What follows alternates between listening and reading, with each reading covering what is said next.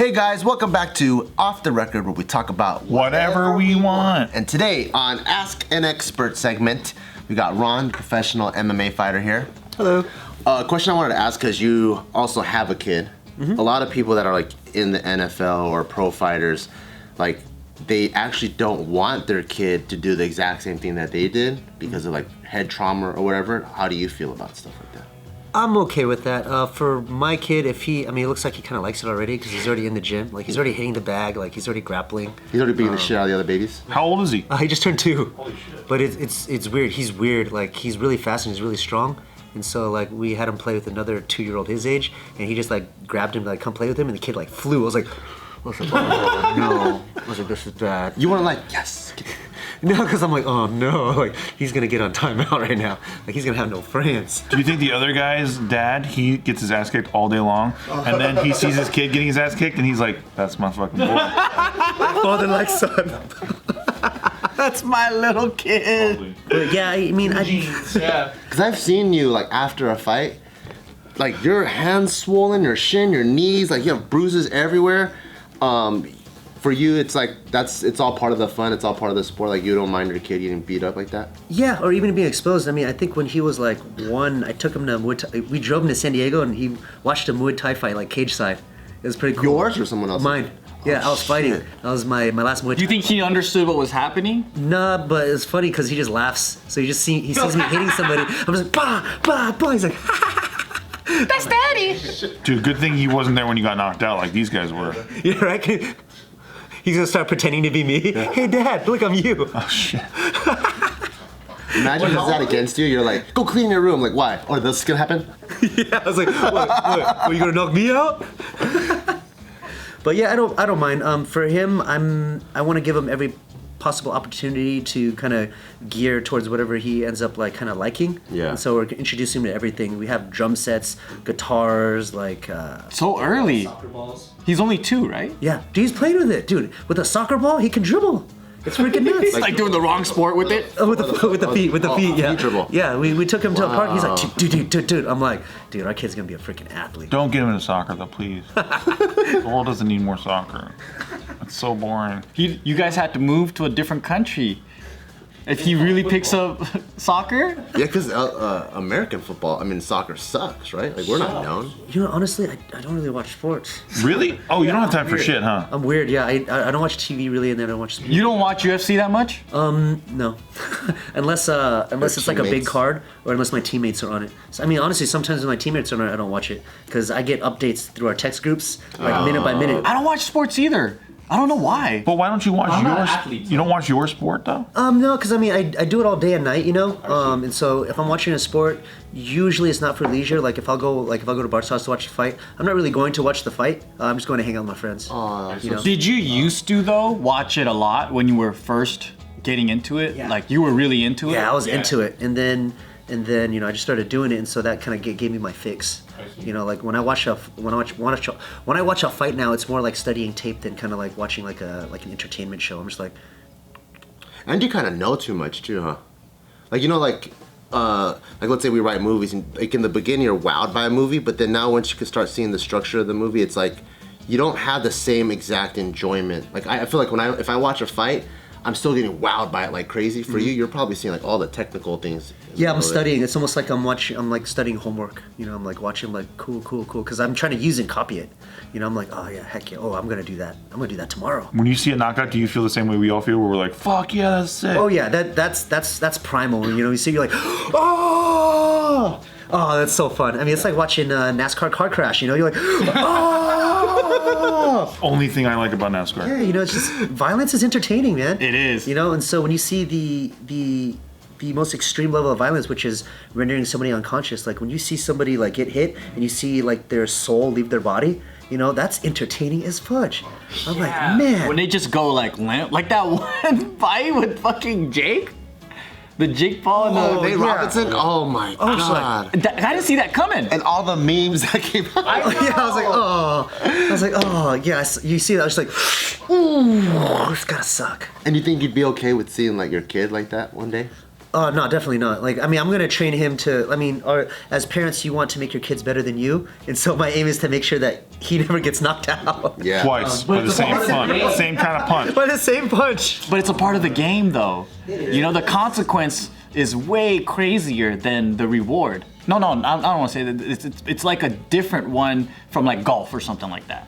Yeah, I mean, it's subjective. So let's say like something like football, right? You ramming each other head to head all the time, you know. Whereas me, I've suffered in the 17 years I've done this. I've suffered one concussion. I've had one torn ACL, and then a couple muscles in my shoulder. Is that pretty low compared to what the normal injuries are? Yeah, it's not too bad. I mean, so in 17 years, I've sustained 3 serious injuries: a concussion, a knee surgery, and a shoulder surgery, which isn't so bad considering I'm putting my body through excessive amounts of wear and tear. Yeah, I heard like just from so many people that were in like sports, just as athletes, like from high school on, and if they took it mad seriously, a lot of them have injuries. Like it's not normal to have no injuries. Yeah, it's part of life. You know, it's like a sports car. If you get a Honda Civic, not a lot of parts are gonna wear out as fast as like a Nissan GTR. Like stuff's gonna wear out faster because you're gonna drive it faster. You know, and the same thing with golf. You wouldn't think that golf would wear, but Tiger Woods swung so much he had to get hip surgery because his hip wore out. Oh shit. You know? Are you gonna be the type of parent who's like, you need to have a backup plan? Or are you like, you can go all in on fighting if you want to, or whatever you want to do? I was taught a long time ago by all the role models I gather in life to just go for the dream. You know, you can make as much money as you want, but if you're not happy doing it, then what are you gonna do with that money? You know, you can buy all the cars and toys that you want, but if you're still unhappy, you're just unhappy with toys and cars. I just don't get how people can do that. Because I just want to sit on a beach all fucking day long, and that would be so sick. Yeah, that's the dream, dude. What's wrong with that? But that's what I'm saying. I don't know how you could be unhappy if you're just sitting on a beach all day long. You gotta be able to afford that. Oh yeah, true. How you gonna get there? I'm like, if we all had the option to not have to just chill on the beach for the rest of our lives and not have to worry about bills, heck yeah. But you know, Yeah, if you were born on a beach, then yeah. yeah, and just like that, like, dude, if I was born in like I was born in Ecuador and I lived on the beach in a hut and all I had to do was just like fish and chill on the beach all day, that's a freaking life. I would say he has a better life than most of the people here in America.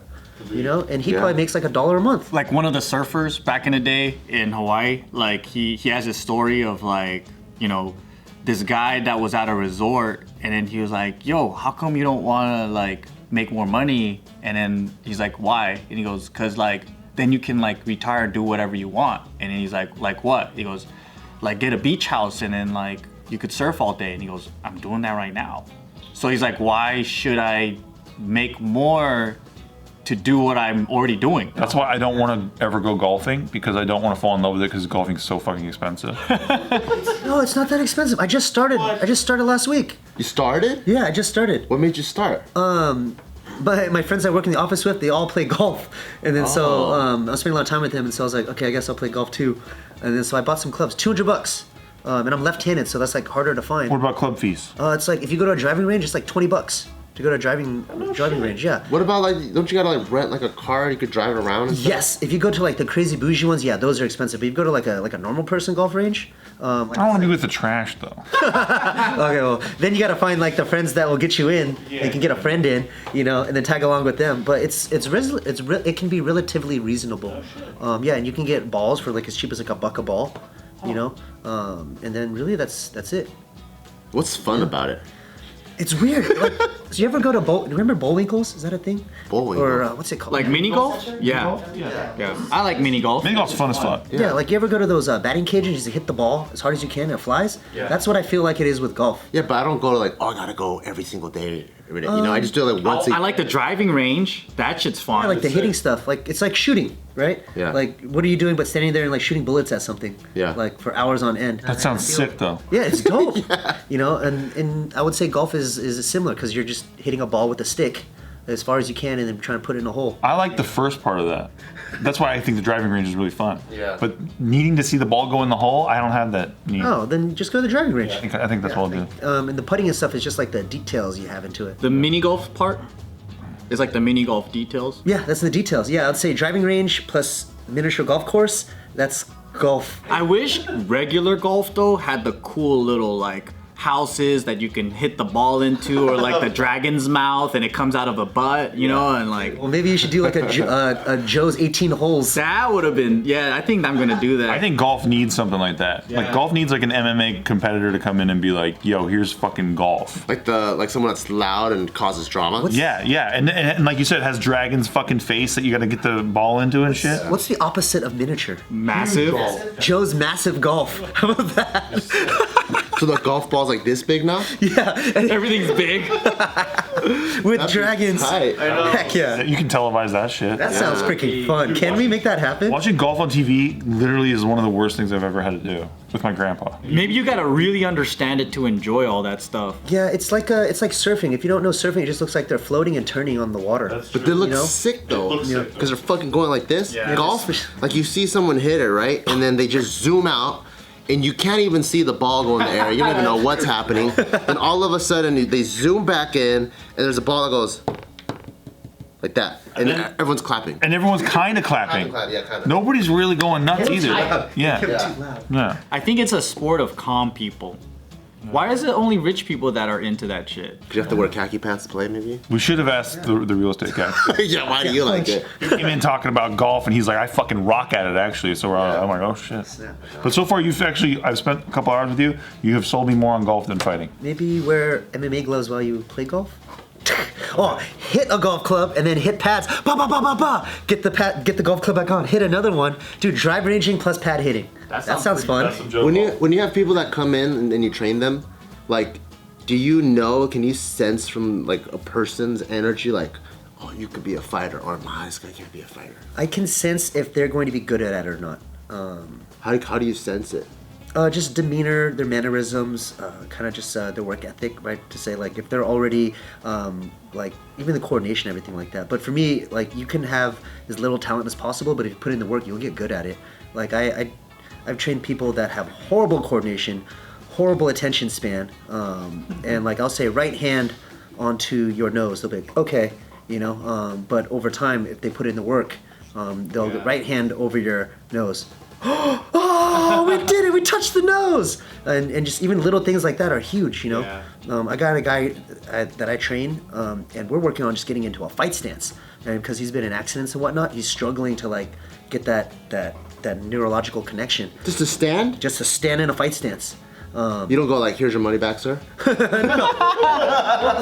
Well, for me, I did this to make a difference, and I use fighting as my vessel, that's so cool. for some people, Yeah. getting in a fight stance is a major accomplishment, Like, dude, I did it. My legs aren't shaking. Like, my legs are strong enough to hold this position. I'm like, heck yeah. All right, now let's jab.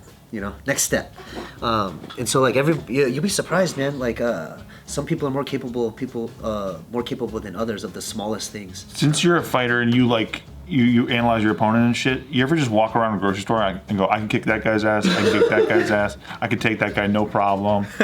No, but when danger arises and someone kind of has conflict, most of the time it's verbal, I can kind of just look at their demeanor. I was like, all right, have you trained, do anything, or are you just crazy confident? And a lot of times they're mostly just crazy confident. Or you can just tell by their body movement, like, oh, this guy doesn't know how to fight at all. Yeah, just their demeanor and everything like that. Because anybody that's like highly skilled in training, they have a demeanor. They're not like, what's up, bro? You just act different. When you're experienced in something, you act differently than if you're new at it. How do you act like you're experienced? So I can act like that?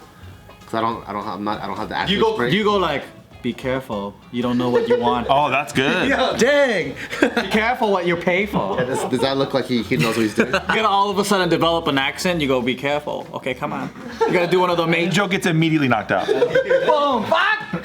Ah! I dare you. I dare you.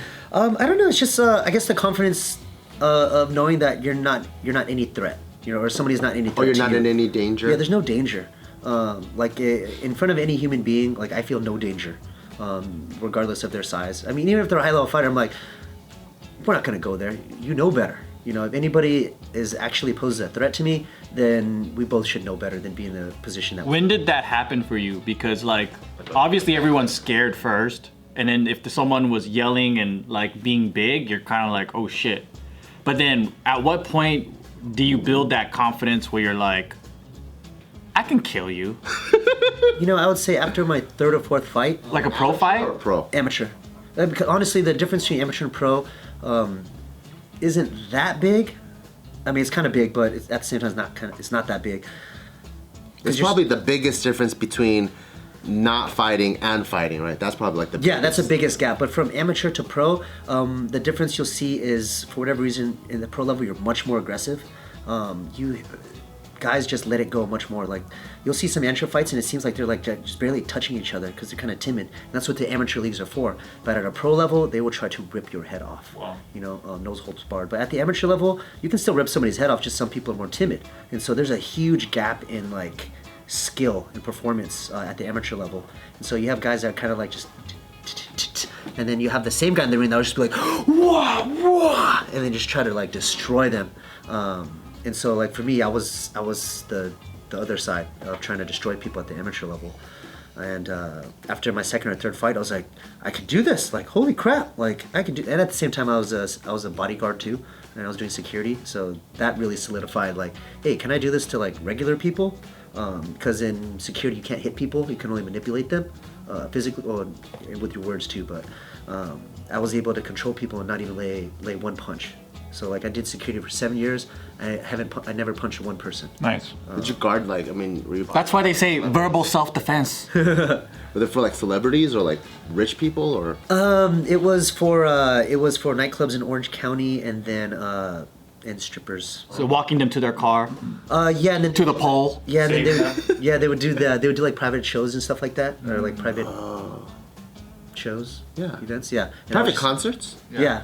Let me rub on the dick privately, and then it's like, hey, you're getting too frisky there, and then you gotta come in. Hey, man. Please remove one hand policy. Yeah. That's okay. You can touch that. But yeah, just but never. Funny enough, when I was doing security for like exotic dancers and stuff like that, zero trouble. It's when I was working at like bowling alleys. That's where all the tough guys show up. Yeah, the bowling alley, dude. All the tough people at the bowling alleys. That's where I had the most fights. Not at bars. I've bounced at bars and stuff like that, and I've had scuffles there and whatnot. But the bowling alley was where I had the most trouble out of all places. That's what I heard what Joe Rogan was talking about, where he's like, think about how many fights that break out at a fight gym. Like zero. Yeah. Because everyone knows how to, right? So there's no incentive to like peacock and puff your chest out, because someone will put you in a place immediately. Mm-hmm. But at like the place where you least expect it, where everyone's supposed to be chilling, that's where like the people that like have something to prove, they'll come out. Yeah. Try to prove something. Well, there's so much adrenaline in bowling, though, dude. Like you don't know what it's like. This ain't no golf. It's freaking bowling. Did you get like, you know, like non-fighters, it's usually like a size thing, like a height thing, or like they're intimidated or not based off of size.